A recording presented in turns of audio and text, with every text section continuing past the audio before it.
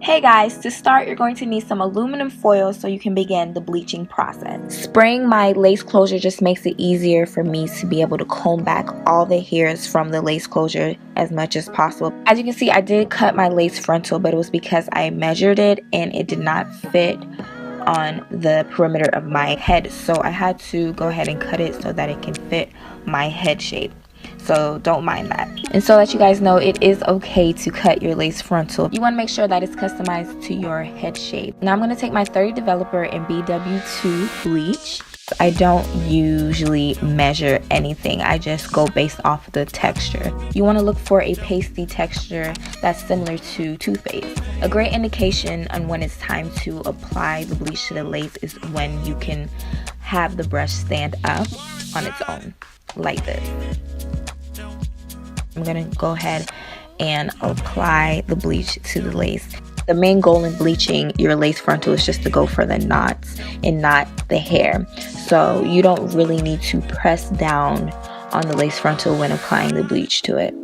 A lot of people would say it's easier to just think of it as you spreading butter on bread. You're just gliding it across the lace frontal and that's it. After that, I'm going to go ahead and flip my lace frontal over. I do this so that I can see if I got any bleach on the hair. And it seemed like everything looks good. So I'm going to go ahead and start processing. The shampoo I'm going to be using is by Suave Professionals Almond and Shea Butter. I absolutely love this shampoo. And then I'm going to go ahead and use Aussie Mega Moist for the conditioner. After I get all the bleach out, I'm going to go ahead and do a full wash with the shampoo and conditioner.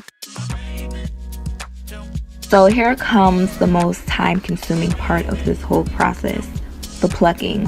So when you want to start plucking, you want to start with the baby hairs first because that's going to be the first thing that people see. We're going to start cutting and styling so that the baby hairs can frame my head shape.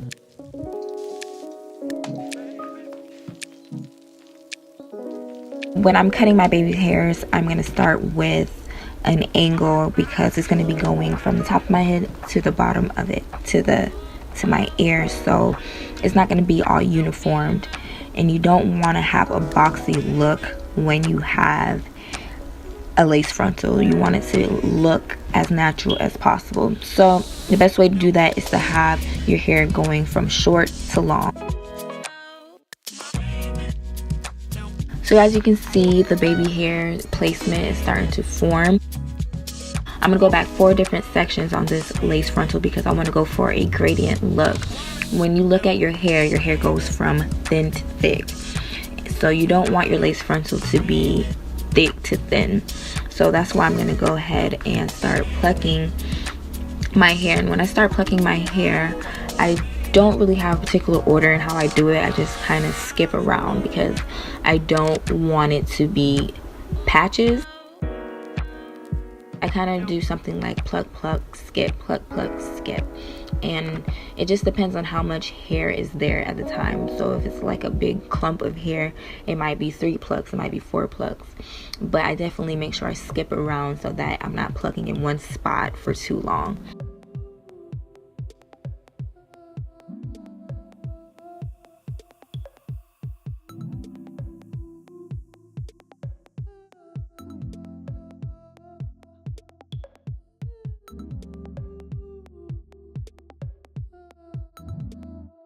It does get tedious after a while. It's like, okay, I got this, and then after a while it's like, wow, I'm still plucking away.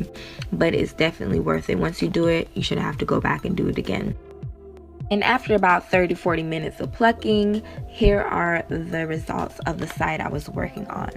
So this is the before, after, before, and after. So as you can see, there is a difference. We have the baby hairs and we have that gradient look that I was talking about, opposed to the other side that was really thick and looks kind of like a square hairline. If you guys don't want to deal with the glue and the tape, you guys might want to watch my next video. I'll be showing you guys how I put on my lace frontal and style it, so stay tuned for that. Until next time, stay chic as always.